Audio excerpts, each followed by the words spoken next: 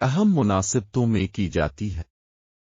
اسلام میں قربانی کرنا ایک عبادت کا طریقہ ہے جو اللہ تعالیٰ کے لیے کی جاتی ہے۔ قرآن کریم میں بھی قربانی کے بارے میں بہترین ہدایات دی گئی ہے۔ قربانی کرنے سے انسان کی روحانیت میں بڑی ترقی حاصل ہوتی ہے اور اس کے ذریعے انسان کی روح اور جسم کی صحت بھی محفوظ رہتی ہے۔ قربانی کرنے سے انسانیت کے اصولوں کی پیروی کی جاتی ہے، جیسے کہ ہمارے دین میں سخاوت، امانت داری، محبت، احسان، انصاف، تواضع، شکر گزاری، ہمدردی اور دوسروں کی خدمت کے اصول شامل ہیں۔ عید الاضحیٰ کے موقع پر قربانی کرنا مسلمانوں کے لیے ایک بہت بڑا موقع ہے، جہاں وہ اپنی روحانیت کو بڑھانے کے ساتھ ساتھ غیر محتاج لوگوں کی مدد بھی کر سکتے ہیں۔